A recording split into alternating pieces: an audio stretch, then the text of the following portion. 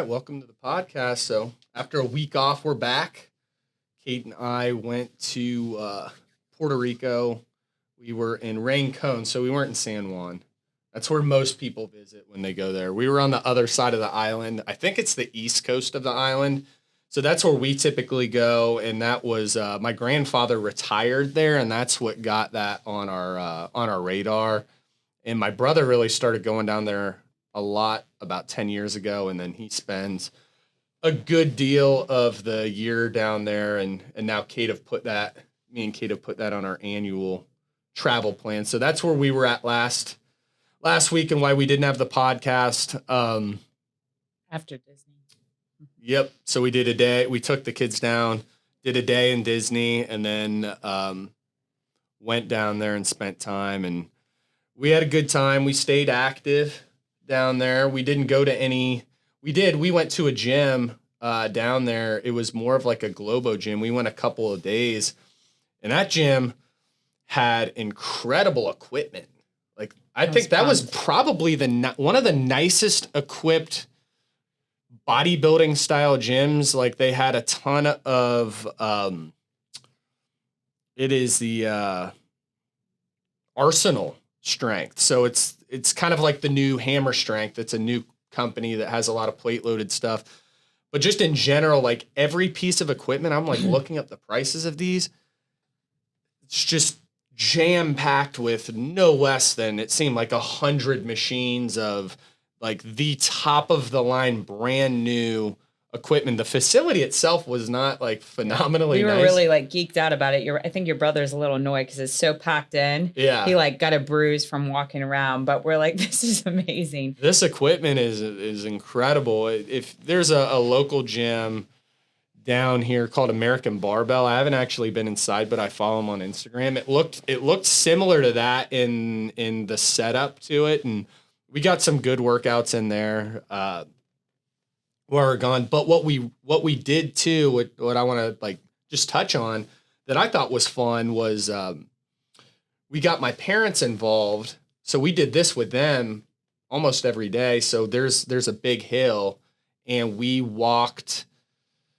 So I've been following like knees over toes guy, Ben Patrick, and he talks a lot about reverse walking up hills. And I've had some quad tendonitis and some knee issues, more like chronic knee issues, nothing acute, but I'm trying to work through them and figure out ways to make them feel a little bit better. And when I get a lot of blood in them walking backwards up a hill, that tends to really make them feel a lot better, flushes a lot of blood into it. So we got my parents doing that. Then we would do some yoga and maybe like a little short CrossFit workout. Did some like double unders and push-ups and things like that. And got my dad involved, who doesn't work out. It was really fun to get him involved. And, Kate was helping him with stretching and things like that. And so we stayed active the whole trip, had a great time. But what we did do, and what I'm kind of segueing into is, every day we were having drinks, and, we weren't on any sort of diet plan or anything. And a lot of that on a trip like this that's good. Like it's meant to be a break, because if you go, and what we've figured out, because we've kind of tried to do this at certain points, if you go on a trip and you travel and you go and you're trying to be obsessive and super healthy, you kind of come back and you don't feel like you had a vacation. And you've even like when you were doing shows, you went to an all-inclusive resort that had like alcohol and things like that all included. I didn't have a drop to drink. You stayed on your diet. Did 2 days. Did you pack food? I think I did a little bit. Yeah. Like some oatmeal stuff for the morning. And, but they had like fresh fish and that sort of thing. And we don't follow we don't track macros at all anymore, but something that, we always do is we're always mindful.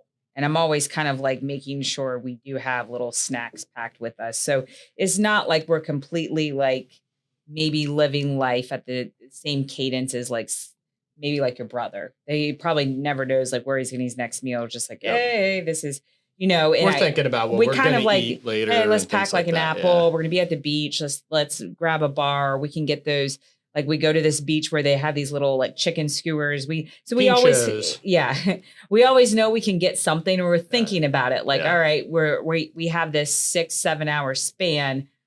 We don't want to then get like super hungry where we just don't care, because then that's when usually all the ugly stuff happens. You go on a pizza binge Yeah. or whatever it is, and you start to crash and get Yeah. ravenously hungry. Yeah. But that being said, we get back. We both feel bloated. Yep, feel bloated, gain a couple pounds, nothing, super substantial. But we've alluded to it in some of our previous podcasts. Kate and I are in a month, we're going to go down to Colombia, and this is something we've saved money up for. It's now in 2 weeks. Yeah, 2 weeks. We've saved up money for a while for this, and we're getting some stem cell treatments down in Medellin, Colombia, and we're going to get, now I probably pronounce that wrong, it's like Medellin. We're getting a stem cell shot, but we've had meetings and stuff, and they really want you to be on like an anti-inflammatory diet. I'm drinking some coffee here right now. Minimize your caffeine. I'm trying to really cut down on that. Still doing that Starbucks. I saw the receipt come through today. Mm-hmm. Twice a week. Maybe we should cut that down to 1 here. Twice a week right now. I'm tamping down the caffeine slowly but surely. About the week before, I'm going to try and cut almost all of it off. Maybe like they want you to try to do no caffeine. Yeah. At all, no alcohol for about like a 4 or 5 month, even 6 month period. The woman, she gave us a lot of great tips, which we're going to try to take some of them and utilize, but it seems super extreme where green tea was a treat to her. So that I don't know if that's a life I want to jump on board with. A lifestyle. But we're really trying to make some changes, and even like I'm cutting my caffeine in half. So I'm doing like, instead of 2 coffees before my workout, 2 after, I'm cutting it to like 1 and 1. I don't believe in cutting out dairy, but I do notice like the little creamers I put in my coffee kind of mess up my stomach a little. So I've cut those out this week too. And something I'm doing every morning and then every afternoon is lemon water first thing in the morning before I have anything to eat, just kind of to help digestion. So this is all to kind of basically cut out any inflammation you can. And it feels really good coming back from a trip too. Like I feel really, really good today. Yeah, just this week doing it. Yeah. Like, I'm starting to feel some momentum building off of this, and it's little small things, because generally, obviously this is what we do, what we teach and preach, but there's a ton of like little things in our days or in any of our listeners' days. So, the theme of this is just cleaning up. So really tightening and cleaning up, and what that looks like. There's going to be a lot of little things in our days that, we can tighten up. And that's what this process is forcing us to do, because what they told us with the stem cells is if you have any inflammation in your body, or just like general from like eating, or those stem cells will attack that. They really, they don't want you to do it. Like say you got like a big scrape or cut on your arm or something like that, they're going to really want you to avoid having like other injuries or like acute things like that, because you're going to get all this money spent into getting stem cells, and it's going to just heal that area super fast. I remember hearing a podcast with a guy who got stem cells, and then he needed like a root canal. And he got a root canal like a day or 2 after he got this huge stem cell infusion. I remember hearing it was really crazy. He was like, the craziest thing was I got that dental work that normally would be super painful. He's like, it healed in a few hours. How old is he? The guy who did that? Yeah. He's our age. Okay. Yeah. That's cool. Yeah. He was like, he's almost like exactly our I'm just age. thinking about like, I have a surgery scheduled in August, and I'm just like hoping that works for me. It attacks that. Yeah. Yeah.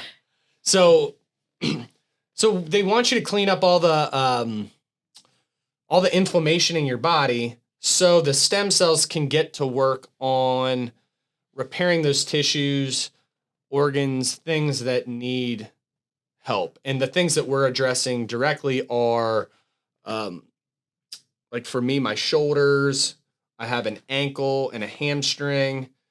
Kate's getting her knees worked on. Now I want to Hamstring, ankle. hamstring, ankle. I want to like switch it to my knees right now because my knees are kind of bothering me. But my more long term injuries are my shoulders, and I have like a pec injury, which I kind of talked about on the podcast before. So I'm getting that directly hit with stem cells, and if you have a bunch of inflammation, the idea is it's going to attack that instead of really going to work on that specific injury, which they're going to inject directly, and then they'll hit you with like IVs. But also afterwards, it keeps working for several months. So you want to stay really clean for several months afterwards. I was fortunate enough, like when the Buttery Bros guys came and the owner from Rain Energy Drink came into town, and they had all gone down there and got it done. He talked about how he really cleaned it up, and it really helped him. And then there was a guy who he's buddies with who had got it done similarly, but just did nothing. He changed nothing, and he was like drinking and partying and just like he ignored all of it, and his results weren't nearly as good. And he actually went back to do it right. to do it right, and then was going to get got much better results when he did that, because he just like didn't listen to anything. So and one thing that I've really been surprised with, I feel like we do a good job of cleaning up our diet relatively, but one thing we never really address is our caffeine intake. And this woman that we were talking to, the nutrition coach, really was kind of harping on the caffeine. I'm like, oh, whatever. I really noticed a big difference. And I noticed a big difference in my digestion. And I noticed it like having half that caffeine. And then I notice how much more water I'm drinking. And then I just feel like my energy levels are more stabilized. And I thought I was going to be more tired. I actually think drinking twice the caffeine makes me more tired. So I think your body it's so tough to trust it, but your body will self-regulate and kind of get you through. And that is much, much healthier and more reliable. And you're making it more sturdy if you just kind of teach it to be strong. Even if you're tired, like having the same amount of caffeine and just like, okay, I'm going to grab, like, I can probably fall asleep when I meditate today. It's a crutch, and it's a convenient thing to go to when you're tired, and it feels comfortable. There's sensations to it. It reminds me a lot of, I used to dip and things like that when I was younger, and the patterns and rhythms you get into, whether it's like your warm cup of coffee, remind me a lot of, reaching for that can of dip or whatever it was. It's it is very, a little bit of like an addiction. 100% is. And so it's like a comfort thing. And yeah, she had talked to us about a book, some sort of like about the caffeine industry and the coffee industry. And like, they pay tons of money. Every study on coffee is all about the positive effects of it and none of the negative. And I don't think it's like a lot of things. It doesn't take a rocket scientist to understand that drinking a ton of coffee isn't going to make you overall healthier or feel a lot better. Probably if you didn't have to lean on that substance constantly, your health is going to you're going to feel a lot better. You're going to sleep better. Your gut health's probably going to be better. Anything you're like leaning on. I think there's similar studies, honestly, on things like marijuana and THC, where they will, always tout only the benefits and none of the negative things. And I'm not someone who's against it in any way. I think there are benefits, and it's like anything, whether it's caffeine or that there's beneficial ways to use it. But chronically just getting stoned all day, there's no one who's going to convince me that is, a beneficial thing for your health to be like a pothead and to lean into getting stoned all day. I've done that. It doesn't help you. It doesn't help your health. You get lazy. And you're not sharp. You're not dialed in. You don't have the energy and vigor you would typically if you were just like clear headed. So I think there's a lot of benefits, like you can use it for sleep, anxiety, creativity, things like that. But to chronically use like caffeine, THC, alcohol, any of these substances that you're just leaning on, like it can all be dosed in a way that is healthy. Like I think alcohol actually, this is like anecdotal from just me. Like say we go on this we're cleaning it up. We've got a couple months of like, no drinking, nothing. We go out and we have some glasses of wine or we have some drinks and we celebrate with a good meal and we've just been tight. 2 days later, you're going to like, it resets your brain. You feel better sometimes when you do that. Because you can relax. So Yes. if I can do that in the right amounts, I always feel better. Like, and I'm having a little bit of wine every week after this. So things are very, I know, and I that's fine. And things are very dose dependent and Yeah. So kind of the cadence, at least that I'm looking at, we have to just figure out our annual flow. Last year, you and I like really stayed clean. We had my 40th birthday party this past year. I don't think we drank for, 6 solid weeks. We got really super fit and tight and we had that party. We went out to Vegas, partied, had a good time. And then after that, for a lot of the summer, we had a couple of trips in there, but I went long stretches where I didn't have drinks and You stuff. were a little was, more, yeah. I was you were boxing. dialed in, yeah. I was boxing and doing all of that, and I felt really good, really clear. It really helped in a lot of ways. But then after that, I was kind of burnt. And then I think since that boxing match that I had in the fall until now, I've been looser on things like diet, having drinks on the weekends, things like that. And I feel this need to clean it up. And it's almost like now I can feel like rhythms aren't just through your day. They start to happen through the year. And then we're kind of repeating a little bit of last year's rhythm, which is good. We had a great year last year. But what I can see is like next year, I kind of crashed and burned here during the wintertime. I didn't feel real good. So it's like you're too strict too. So during that time, and that's, I was going to kind of even make that point because you were really dialed in for your boxing, but I kind of felt like where you started to be really strict was too far out, not just like boxing too much, but even like how strict you were with the weekends and stuff. And I'm like, hey, you do you. I'm going to hang out with my friends. Sure. And I think if you would have relaxed or had a sprinkle in weekend here or there to kind of like reset you, I think you would have felt better and stronger. And because you started to get a little banged up, beat up, a little injured the last month going into it. Yeah, right at the end.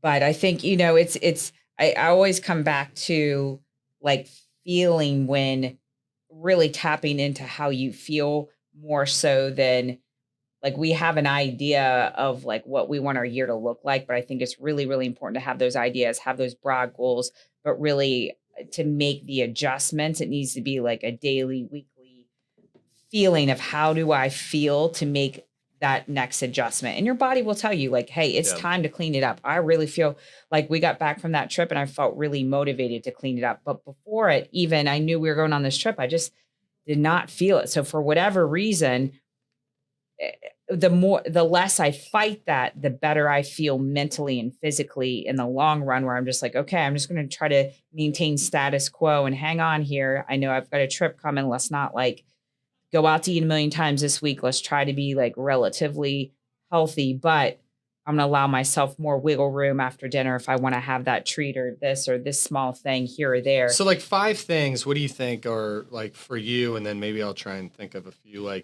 so 5 things like during this process, because you generally are, you're, I think the top nutrition coach in the city of Columbus.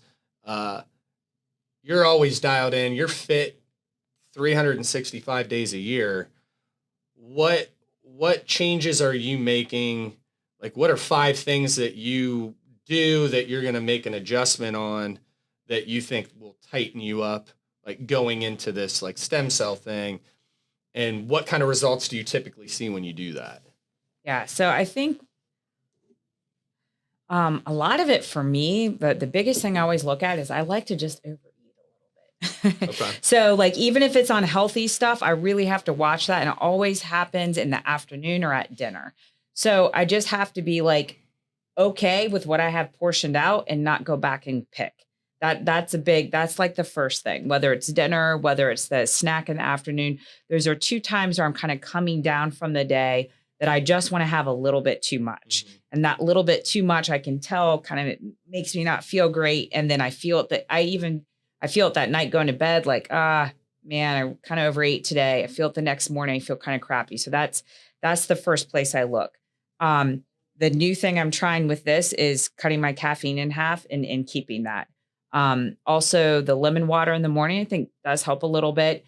Um, Something else I'm doing that I didn't really like talk about, but we don't have it at home is I'm not buying gum. I think gum also messes with my Sure. digestion. And I Yeah. think what it does is it creates this oral fixation where I'm always looking, I need to be drinking coffee, chewing gum, have some, okay, well, if I can't just drink water, I have to have a sparkling water or with lemon juice or branching. It just creates this kind of obsessive behavior, I feel like. So I'm really trying not to do gum. And then I'll really lean on mints if I don't do gum or Tic Tacs, or I'm just really trying to like just drink water and Yeah. get over that. And I think the fifth thing, the biggest thing, just an overall mental mindset is to allow myself to be uncomfortable. And so that's what I'm really trying to do this week. That I've really thought a lot about is, hey, just let yourself feel uncomfortable. You're a little tired. You're okay. You're going to survive. You're a little hungry. You're okay. You can wait 15 minutes. Um, your body will become more resilient when you teach it to be uncomfortable. That's the only way it becomes more resilient. So all the practices that we talk about, like we're looking into, are really popular right now. The cold plunge is teaching your body to be more resilient. Calm yourself down after like a big anxiety producing event. And then also teach yourself to like be more resilient to weather changes. So I even thought about that, and this is silly, but even the other day I walked outside, I'm like, oh, I'm just a touch cold. And I've gotten to be such a baby. If I'm a little cold or I'm a little hot, I have to be perfect. I'm like, you know what? You're going to be fine. You're a touch cold, walk a little faster. Your body will warm up. Like, now I was walking to get Oscar from school. Let yourself be a little uncomfortable. So that the less I shy away from that discomfort, I think the more my body learns to regulate, and more than anything else, mentally I regulate. So instead of trying to pacify myself all day through, usually it's through ingesting some sort of food, drink, gum, some sort of feeling, I'm just learning to kind of create that myself, create that Yeah. homeostasis I'm looking for. I think with me, that's all really good stuff. Like, I wouldn't have even thought that that's what you were going to go to. With me, first thing is that I think of, just trying to, it's not by a lot, but increase fruit and vegetables a little bit. Yeah, we've been doing I'm that, just yeah. a little light, I think, on fruits and vegetables, and just being more mindful of like, hey, throughout the day, eat a couple pieces of fruit. At night, be a little heavier on the vegetables and a lot less starch, which we've been doing I this can week. tell you get a little depressed when I give you your plate every evening. It's like, Yeah, I okay, it's what love like need. rice and beans and cheese and things like that. So it's like, I'm having the kids try leeks this week. They're like, what is this? yeah. There's all this tons of vegetables. So it's really cute because the kids are getting on board too. Like they really, Oscar will keep talking about, well, this is healthy and that's healthy. Mom, I think I can be healthier than you and dad. And it's really neat to kind of see them get kind of pumped up with us to like try to clean it up. So it's those things. It's fruits and vegetables. Trying to be more mindful on water. I don't drink enough water throughout the day, so making myself drink a little bit more water. A big thing for me is, I, like most people, I think, and especially guys, like to backload their food and eat real heavy at dinner. And not only that, after dinner. So I was telling Mike right before this, like what I do typically, it's like or at least I have the last few months, not always. When I get out of that rhythm, it's such a subtle thing. Um, Eating something small, like I'd like, oh, I want to get in the freezer and have like a little ice cream or a little treat or something sweet after dinner. Not doing that, and then what I'm trying to do is take a scoop of athletic greens, throw that in a shaker. That's a nice substitute. It's not. It's not at all. But what I do know and what's kind of satisfying about it, it's like I know if I can even chain a couple of weeks together like that, I will even like visibly see a change on my body. Yeah. And a lot of people ask, me and you through like we know what to do to get lean, like for whether we're taking photos or we have an athletic event or something coming up. And it's not a lot different than what we're normally doing. It's like these small changes. It's like I don't eat anything after dinner. Like dinner's at like 5. Yeah, and dinner's at 5. Okay, so it's not eating anything after that, or it's a scoop of athletic greens, which is, I don't know, no calories, and it's just like green juice. So you're doing that. So it's that after dinner. More fruits and vegetables, more water. And if you saw me walking around in like the clothes I'm in now, you're not going to really even notice a difference. But where I notice a huge difference is when I'm on the beach. I take, that's when I get the abs stacking up and like I have like veins and I get lean when I start to do that.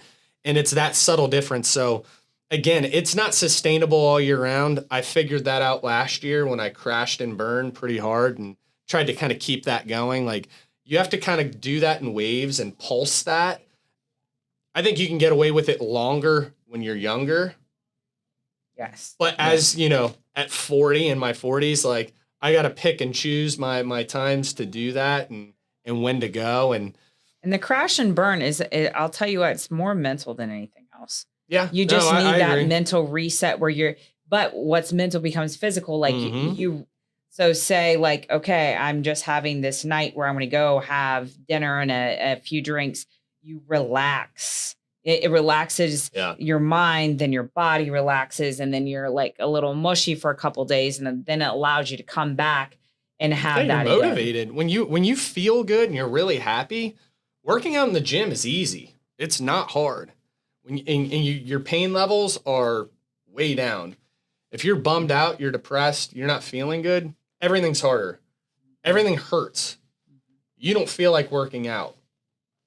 Everything is way different. So if going out, hanging out with friends, like brings that level way up in you, going and hitting the gym is not that challenging. You just have to watch the roller coaster effect. If you're having these big crazy nights, you're staying out till 3 a.m, you want to avoid that real consistently, but doing that, having fun really coincides with being really fit. Being like depressed and not doing anything, you're not going to see a lot of people like that also smiling and hitting the gym and feeling really good and being super fit in there. You have to have some sort of combination of happiness and getting that enjoyment. And some people get it all in the gym, especially when it's new and novel. I definitely did for years with like my early days of like competing in CrossFit. Like that's all I needed. As I've kind of transitioned to another part of my life, you definitely need like that fulfillment outside to be happy, to have that motivation to train. Cleaning it up in those waves though is super important. And I think, it makes going out and celebrating those fun times all that much more fun. So, I saw a really good quote. It's like, if you go out and drink and get smashed every weekend, like that big party or celebration isn't that fun. It's not special. No, it's not special. It's there's a ton of things like that. It's like, if you do not drink coffee, like let's say, you're able to take a whole week off of it. that cup of coffee, when it hits you, you're going to be jacked. You're going to feel, it's going to be awesome. You know, you're going to feel freaking amazing when you do it. Actually, my good friend, Jeffers. So I have a good buddy who, he actually had like a really bad, intestinal infection. He quit drinking caffeine as part of a thing to like help his gut repair. And he will drink it, but only usually in spots like on a weekend if he's going to go out. And he's like, I feel way better. And he's like, when I have, and he likes to drink like a Celsius. He's like, I'll drink one of those Celsius. He is jacked. He feels freaking amazing, when he does that. But it's very occasionally. He just like, he quit drinking caffeine. So really, like, I think tamping down and like just having the appropriate appetite for all of these things is what's super important. But sometimes to get a baseline on that, clear it all out. And like, it feels really good. And it's like, I always talk about this, with you sometimes. I'm like, about twice a year, I like to get like razor sharp. Like, whether it's like that. I always think of it, always reminds me of like fighting shape. And, last year I always kind of talk about that boxing match, but like being like really dialed in, like when I was trying to compete in CrossFit would be the same thing. I would be like, nothing for 2 months, not drinking, eating super healthy. I'd be I love the way that feels. It doesn't feel good sustainably forever for me personally, but touching that peak about once or twice a year where I'm just like, I'm walking around. I feel like, I could take off and just run for 3 miles at the drop of a hat hard. I could fight if I had to, like any of that. I just love that feeling.